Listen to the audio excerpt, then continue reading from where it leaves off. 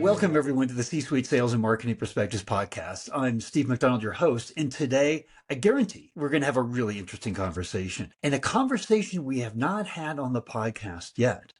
And it's all about how do we overcome the challenge with our B2B buyers where their own perceptions of their challenges, their problems aren't linked to reality. We are constantly trying to reframe the priorities and the problems that they have because they've been living with them for a long time and they tend to deprioritize. So on today is Vera. And Vera, you are an expert. You are a CMO. You spent a huge portion of your career in sales in doing exactly that. But how do we come together as an organization in total and help address this challenge is a big part of what we're going to be talking about here today. But before we do that, I want to dig into your background a little bit. I said a little bit personally there, or professionally, but personally, you shared something with me a few minutes ago that when you were younger and in school at age 16, you got kicked out of school twice. You're a little bit of a bad girl. You also have a huge heart. I'm just going to turn it over to you and maybe just spend a minute here and give us a little bit more rounded perspective of yourself, and then we'll dig right in. Okay, perfect. Thank you so much for having me on this podcast, Steve. I'm super excited to be here. Thank you for the nice introduction. I think maybe to just explain a little bit more why I got kicked out of school twice at the age of 16. I didn't want to go to school. I didn't see the point in getting an education at the time because my mom didn't want me to leave school without any degree. She refused to sign. And so I just played truant until I got kicked out. Then she employed a lawyer to get me back in, and I played truant again until I got kicked out. And so eventually at 16, I left school. I worked for 2 years and then realized that education isn't so bad after all.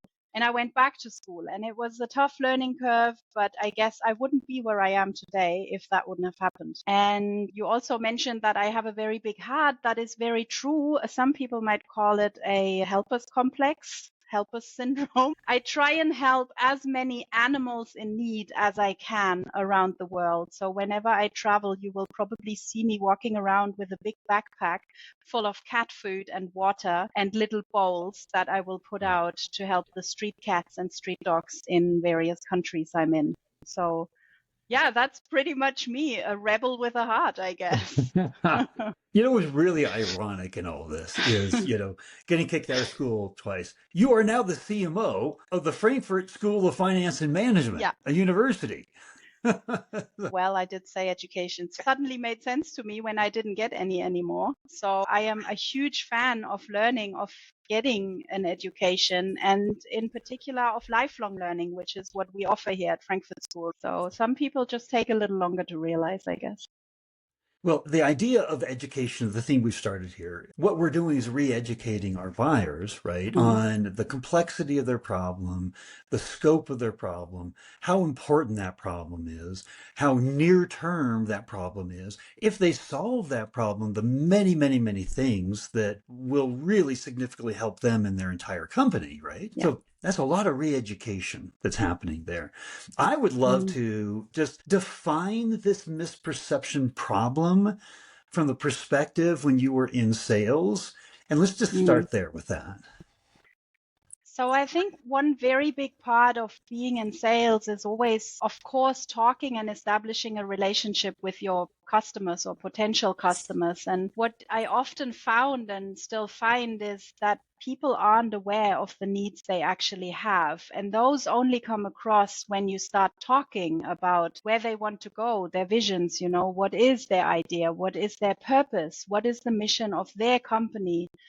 And suddenly they realize, hang on, we're missing something. So it's a bit like a gap analysis, really, where you gently guide your customer towards that moment of realizing that, hey, we've got a gigantic need here. And there's this lady who wants to help me fill that gap, help me address that need.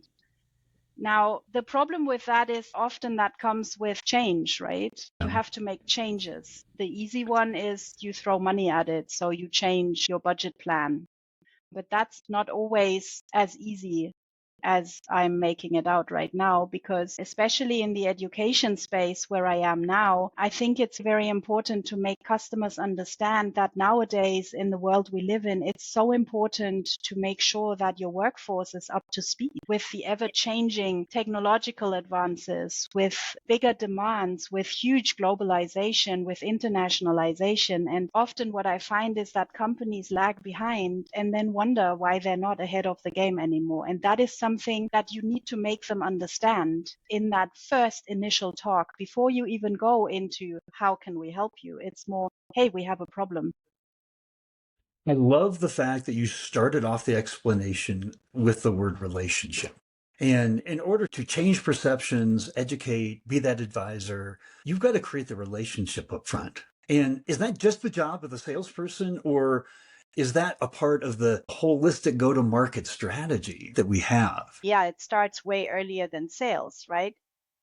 Because technically, in an ideal world, the marketing and branding strategy comes before the actual sales, right? We position ourselves, say, as a trusted advisor, as an authority in a particular field, as someone who can help you address your needs, whether that is in B2C, which is slightly easier. We can tell a student, come to us because we teach you what you need to know in order to become successful. We also need to position our brand, our school, as a thought leader and innovation leader and someone they can trust in companies, in corporations, that we can help them upskill their workforce in whatever shape or form they need. And that starts way sooner than sales, because the first thing you do is you position the brand. You say, this is who we are. We're a thought leader. We know what we're doing. You can trust us. And then ideally you generate leads. But if you don't, then you send out your sales force. And I have some amazing salespeople here, and they can build upon that knowledge that has already been established with the company, with the corporation, with the customer. And they can hopefully start establishing that trust that we as a marketing gadget already have instilled in the customer in the first place. So yeah, it's all about relationships, but building a relationship in sales is very long term, right? It's not something you bang out one advertisement and everyone comes running. That's not how it works anymore. It might have been that case 20 years ago, but nowadays you have to build trust and you have to build a relationship over various touch points across the customer journey. And that starts with marketing and branding, with positioning the brand, and then it moves into the sales space. There was a study that came out just over a year ago that identified a trust gap, and it said that 74% of B2B buyers don't trust the customer evidence that we present to them. Everything we do to package up, look at how we create value for our clients, for our customers, right? They're not buying it. That's 3/4 of B2B buyers, which is probably leads into the whole why over 80% of them are waiting until the very, very end to want to even talk to us, right? Because they want credible, authentic, third party, whatever you want to call it, ways for them to evaluate and make decisions. So this idea of being that trusted advisor, building that relationship, it's gotten a lot harder to do, right? Yeah. It definitely has. Now, I think in the educational space, we're fairly lucky still. There is a lot of competition, obviously. There's over 10,000 business schools out in the world nowadays. There is quite a few ways of us being able to establish trust, the initial trust or the initial interest. Let's call it a genuine interest in our brand, in Frankfurt School as a brand. We're one of only 129 schools out of 10,000 who are actually triple accredited, which is very important nowadays in the education space. This is the type of fact we can come out with. And now I'm coming back to what you're saying. It is much more about building that trust on a personal basis, on a personal relationship. So we can throw a lot of facts out to the customer and I can say, hey, we're the bestest and the greatest and we're the most trustworthy. And here are some stats. But what they really need to know is who else trusts us? And so I think what we need to do is have a really, really great sales force that is able to establish relationships. But we also need to make use of our massive alumni network. We have about 110,000 alumni all around the world who've gained something from us. I hope all of them had a fantastic time and they've gotten ahead in their career by studying at Frankfurt School or doing an executive education certificate or a degree or a diploma. And so I think establishing trust can be done in various ways. The one is throw stats out there, but then you need to establish a personal relationship. You need to make sure that you are liked and positively recommended by people within your network. And I think what's also super important, and again, that's why I'm saying we're so lucky to be in the educational space. We have a fantastic, very knowledgeable, very, very well-known faculty. We have about 100 faculty here at Frankfurt School on our Frankfurt campus, and they're already trusted thought leaders in their space, right? They do fantastic research, they teach, they are very, very much authorities in their own field. And so we have this kind of, I guess, bunch of flowers of great things that we can tell our customers about. But the question is always, at what point do you get them to trust you so much that they say, yes, we're coming to you? We can't underscore it enough. Like, trust is the foundation for everything. That's why we learned in school back, like, our brands are trust marks. Gartner trusted advisor, right? There's a reason why that's in there. I think one of the ways that we can build trust is if we can credibly help change the perceptions of their problems. If we can do that in a way that really makes sense, we are adding value to them. So we need to redefine the problem, right, in order to create that urgency. If we do it in the right way, we're actually educating them. We're helping them. Love to get your thoughts on that. Yeah. So I totally agree. When you speak to a customer, you need to reframe their problem. You need to tell them you're running a business risk here, and I'm giving you the opportunity to avoid that. So that's how you reframe their problem. In our case, the problem often is I have a great workforce, but I need to make sure they can enter the next period with me in this industry, whatever industry we're talking about, right? So the way I can tell customers that they have a problem and it is about them staying up to date in their business is I tie it to their cost and revenue. So how much return on investment do they get by upskilling their workforce? How much more efficient do they become? How much more productive do they become? It depends on the industry, of course, but overall, you can always argue that if you upskill your workforce, they will be much more productive. Therefore, you have a much more positive output and hopefully in the long run, a return on your investment. And I think what is always a good argument to have when you talk about reframing the problem in the first place, talk about the competition, how far ahead they are. I think that's one very important part because as we talked about earlier, we live in a highly competitive world. There are 10,000 business schools out there. I need to be different. I need to be better than 9,999, essentially. I want to be amongst the top business schools. So if I put that onto my customer's perspective, they have competitors in their field. They want to be the best. And if I make them understand that with your skills gap, in my case, it's a skills gap, right? Because we're talking about education here. You are running the risk of being left behind by the competitors who are ahead with this. That normally gets the attention. I love that. So very directly reframing the problem in a way that is, if addressed correctly, becomes a competitive advantage for them in their business. The second part, of course, is to create a sense of urgency. You've mentioned it earlier, right? You can't wait another 5 years until everyone else has overtaken you. You need to take action now. And that is something we need to tell our customers. We need to tell them this is happening right now. And I think this is where we might be talking about this a little bit later, but where complacency comes in, right? Companies get so used to certain ways of working that they might not even realize they have this skills gap or they have this educational gap within their company. And you need to make them aware that, hey, this is happening right now. The world is changing so crazily fast. You need to change with it. You and your workforce need to be up to speed to have that ability to persist in this world. And I think what's also important is that you need to speak to the right people. You need to speak to the executive level about this, because this sense of urgency can only really be upheld if you speak to the decision makers directly. Otherwise, it gets lost in the chain of command, essentially. So I'd love to have you tell us a bit of a story, because we remember things in a story form 22 times better, right? If you could tell us the story of the skills gap that you address, and it's around executive level training, and the perception is, oh, I'm just going to train somebody who's going to leave my company. My budgets are decreasing. Why am I going to put additional money into something that I don't even know what kind of a return I'm going to get?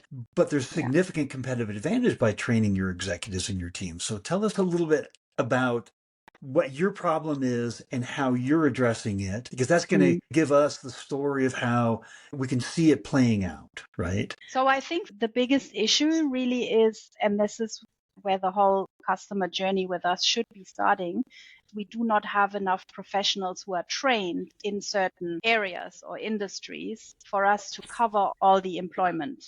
So we don't have enough people that could come in, which means that the existing workforce needs to be trained in a way so they can withstand the changes within society and economy right now. So here at Frankfurt School, we actually used to be a banking academy. So we're very much coming from that area of banking. And I think banking is a very nice example to use this, because in banking, there are certain skills and capabilities that need to be trained and retrained. You need to keep doing certifications. You need to keep being retrained in order to be able to do your job. This has to do with a lot of regulations, banking regulations, right? These are often Germany-wide, but they can also be EU-wide, for instance. And so banks have to make sure that all of the people who work within their area are trained in a way that they know all the newest regulations. And we all know Germany is quite heavily regulated. So there's new laws coming in, new regulations. And whilst we are offering a huge array of those, I say, must-have certificates, of course, it now becomes ever more important also to train people in things like AI, technology, blockchain. This is all finance related, right? But this is something that people need to understand in order to be able to bring the company they work for forward. And that is something we offer in our executive and professional education department. So we offer the regulatory training, which is compulsory, probably also compulsive, but mainly compulsory. And therefore obligatory for people to take. But we also offer those skills that are just necessary right now to fill gaps within the workforce that you can't otherwise fill. So it is way more beneficial for customers to upskill their own team rather than onboarding new people that they might not even find, right? Thank you. I understand now the story of how you turned it around, right? Because the common thing would be, if we need the right people, we'll go to the market and just find them, right? A, they're not there. B, you have people on your team that have proven, that are dedicated, that are those corporate athletes, like you used to call them, that you know they can succeed. If they just need a little bit more training, they're going to be your superstars.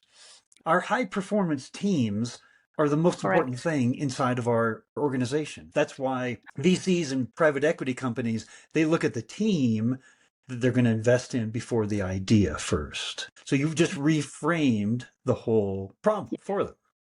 Thank you for that story. It's incredible. An important part of a story also is telling what's happened with our clients, right? How that redefined problem that you just articulated incredibly well. Part of the story is then, well, what are the benefits? What are the outcomes in relying on past relationships and with clients? And tell us a little bit about your thinking on that. So I think what's super important is very, very strong relationship management, because you need to know every step of the way if something is working for the client or not.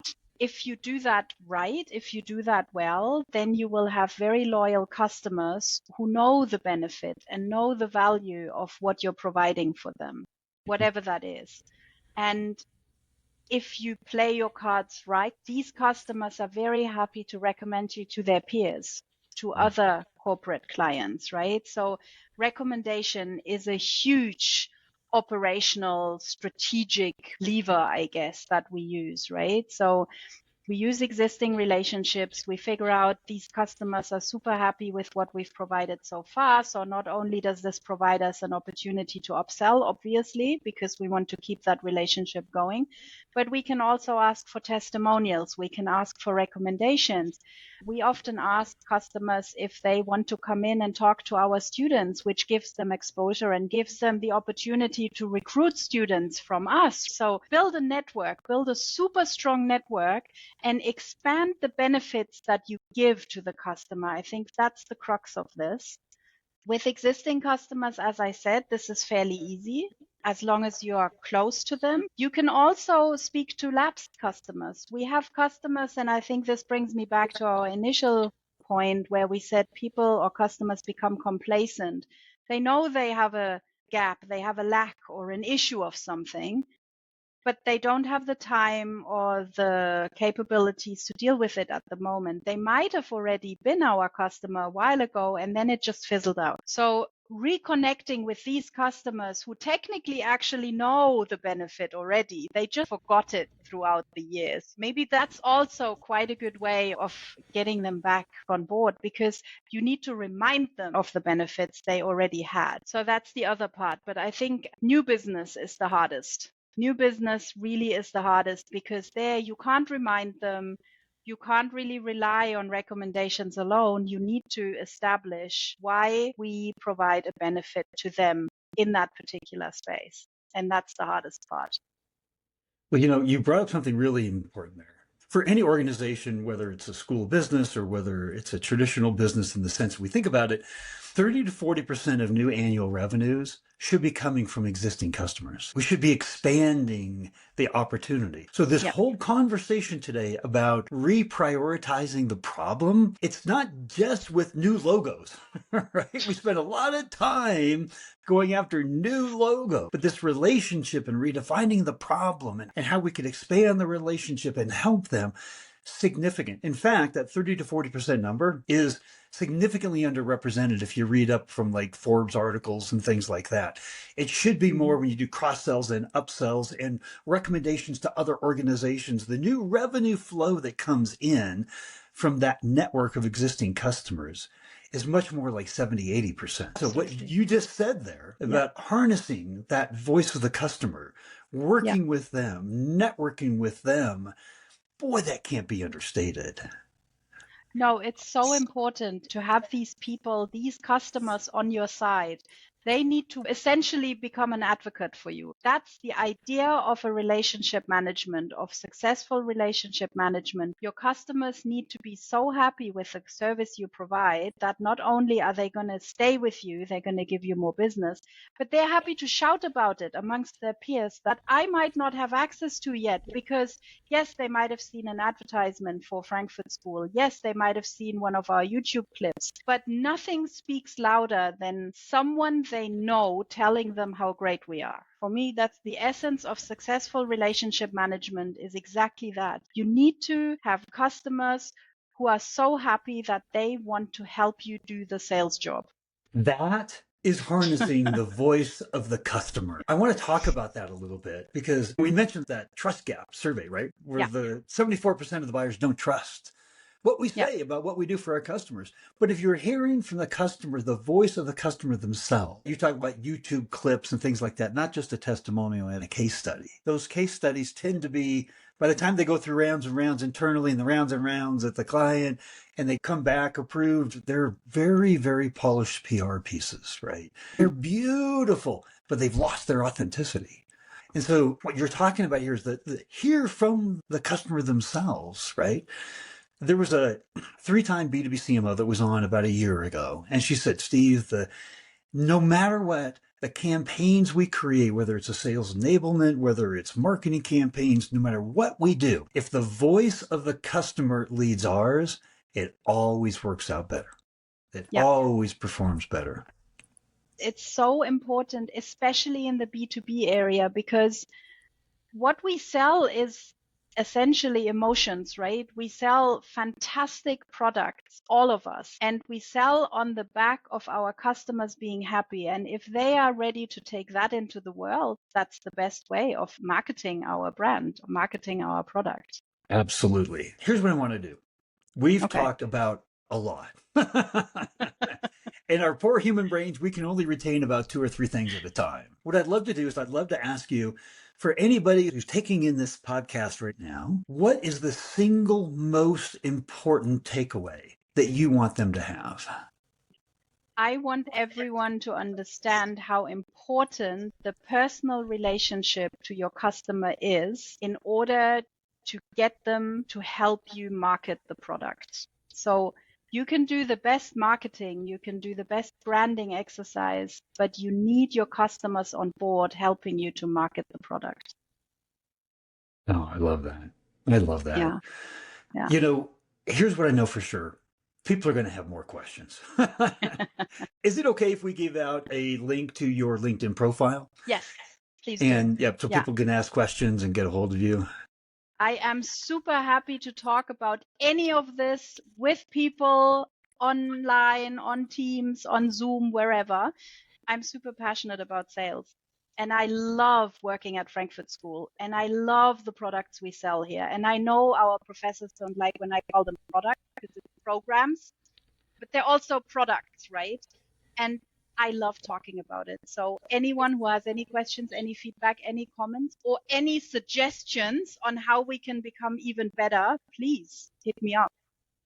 Fantastic. Thank you very much for sharing all of this. A fresh perspective and insights always helps. And you've given us so much to think about today. I just wanted to say thank you.